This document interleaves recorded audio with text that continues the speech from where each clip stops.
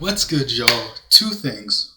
First off, if you haven't watched the Rooster Teeth talkback video, you should probably do that because there were a lot of emotions and a lot of important information given out, which I'm assuming you know already, but if you don't, quick rundown. First off, RT isn't closing immediately like a lot of those articles suggested. They're taking about 60 days to kind of wind things down, and a lot of the more immediate stuff is still coming out. So we're still getting Camp. We're still getting the final season of RWB. We're still getting a lot of the Ruby Beyond and whatever else they were working on. I forgot what else, but all that still coming out. And I'll talk a little bit more about that at the end. But second off, with that news that RT is closing down, there's just been a lot of emotions going around on the internet myself. So I just kind of wanted to come on and just talk about my experiences with Ruby and all that. And it's just going to be a stream of consciousness. So if that's not your thing, you and I click out. That's fine. I'm mainly doing this for me. But hopefully I'll remember to add time codes down at the bottom so you can skip around if you want. But yeah, anyway, I'm mainly just going to be talking about my experiences with Ruby, and it's just going to be this. So, you know. But yeah, I'm a bit different than a lot of y'all because I didn't, I can't say like, oh, I started RT content back when RVB started, like when I was a young child, or like, oh, I was here watching Ruby since Volume 1A, or, I started watching RT content with Achievement Hunter back when Jeremy first started, which is around when I started watching them. And then, if you looked at some of the other stuff on this channel, I'm a big anime person. So one day I was just kind of like, you know what? I might as well watch this show. And when I decided to, it was Volume 3, I think, just wrapped up. And I sped ran the entire series, and at first watching the first two volumes, I was like, oh, it's cool, it's fun, it's wacky, the fights are cool, it's just a fun time. And I was like, cool, hey, I'll keep it on in the background for future volumes or whatever. But obviously, for a lot of people, Volume 3 changed things.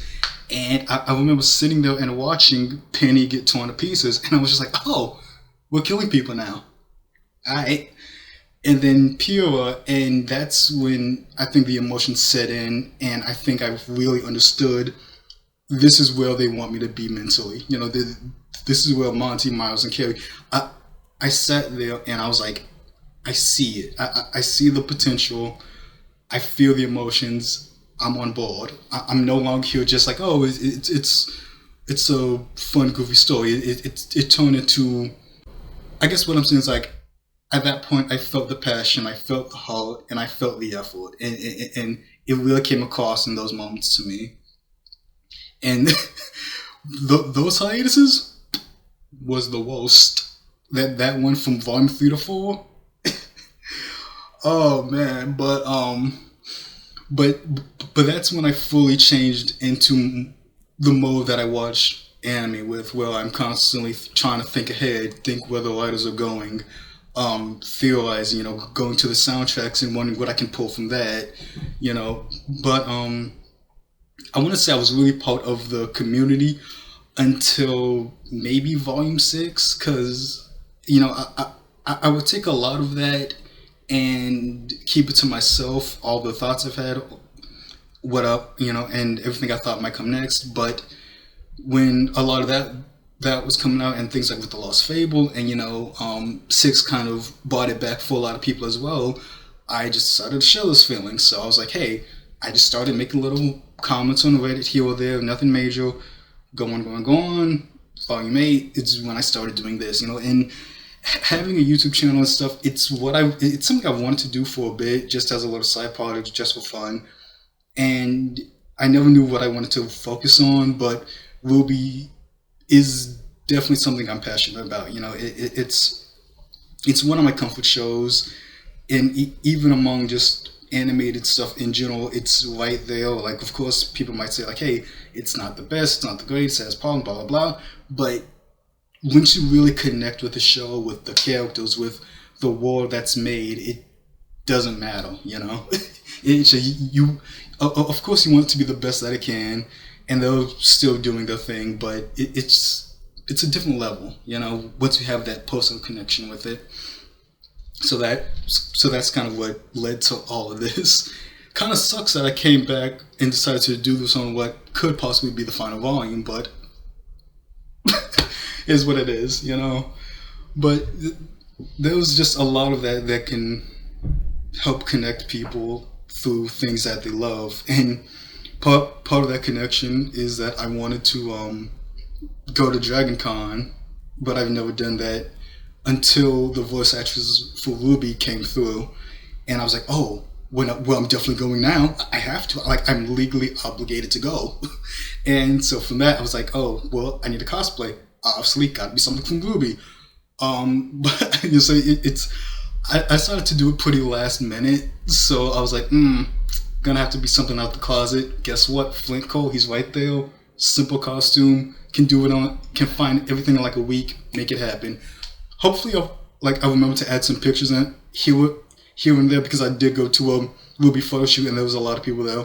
But it's one of those things that I just love when I mention like connections and stuff, because cons in general have that connection. If you've ever been to one, or if you haven't, basically everybody there is strangers, but you all have this shared interest, and that makes it very easy to just conversate with people and just make friends for like a day, an hour, 30 minutes, 5 minutes, because the moment I walked into that con, I got on the escalator, not 30 seconds in, someone yelled out, "Flint Cole!" And they flagged me down. They took pictures, and we just sat there going back and forth, talking about the show, talking about what we love, and everywhere I went in the con that weekend, from Friday to Sunday, everywhere I went, people kept calling me. I kept taking pictures, People were there for RWBY. People were there to celebrate RWBY. People were there to connect through things and have these interactions through RWBY.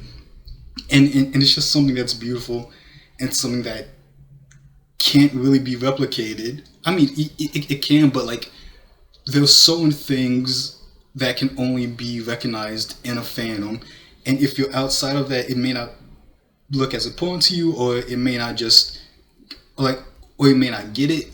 But once you're in there, it's full on.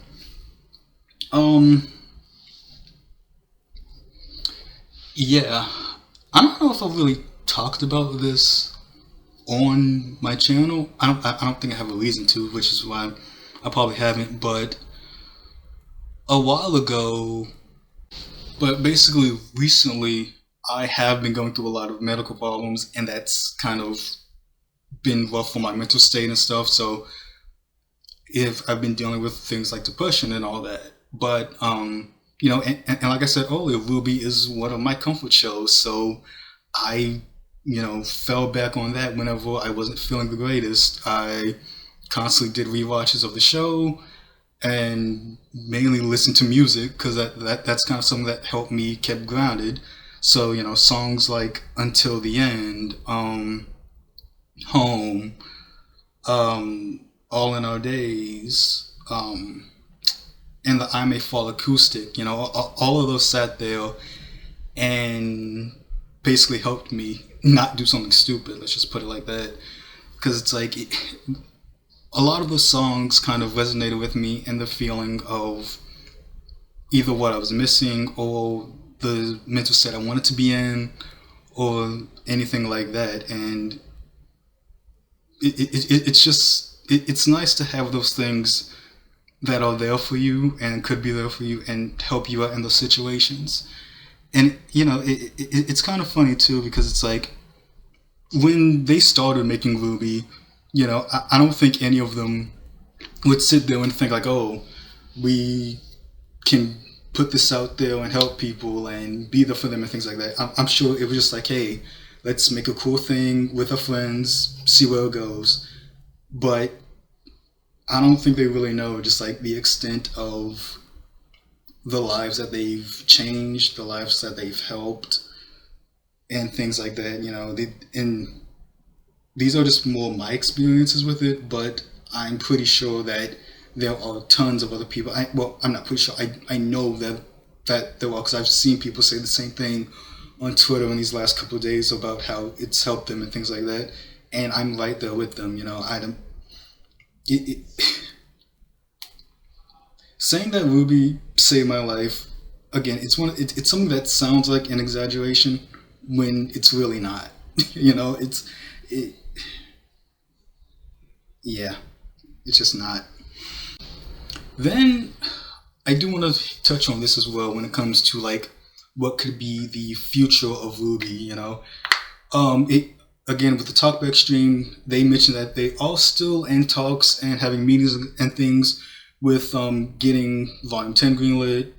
Um, you know, there's been a lot of talk about one of selling the properties and where they could end up and who they should go to, but like whatever happens with it, I do want to know that Ruby needs to be there. You know, like if we still want to maintain what Ruby is, Ruby needs to be there. Like Carrie, Eddie, QC, all the original voices. You know, it needs to maintain that sense of identity.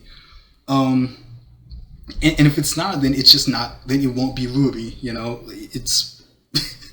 Again, I know that is a hot topic, and a lot of people like to think they say like, oh, what Ruby should be or how it can be, but again, like those are the people who know it best, and those are the people who it should stay with, you know, who should work on it. And I don't really think I'm down for a reboot either. I do want to finish the story that we have laid out, whether you like it or not. Again, to me, that is Ruby. After it's done, we can talk about a reboot, but that story needs to be laid out, needs to be finished. And even then, the possibility of getting another season or getting it bought out, we still don't know. Again, it is up in the air. I'm very optimistic about it, especially after that talkback, but it's still up in the air. But I do want to make one thing clear. Whether we get another volume or not, whether it gets bought out or not, Ruby as an IP or Ruby as a piece of media will not disappear. You know, there are too many talented people in this fandom to have Ruby just disappear. You know, there are people constantly making art for it. There are people writing fan fiction for it. There are crazy amount of talented people making full-on animation episodes for it, you know, in Dust Queen and in Nevermore. Evermore, not Nevermore. I don't know why I said that. Well, Nevermore's a Grim, that's why I said it. But either way, you know, there are amazingly talented people out there in this community, in this fandom, and it's our job at this moment to keep Ruby going until whatever happens with it, you know. But obviously that's still a long ways away. We still don't know what it is, but until we know for sure, it's just our job to carry that torch. And it's our job to keep moving forward.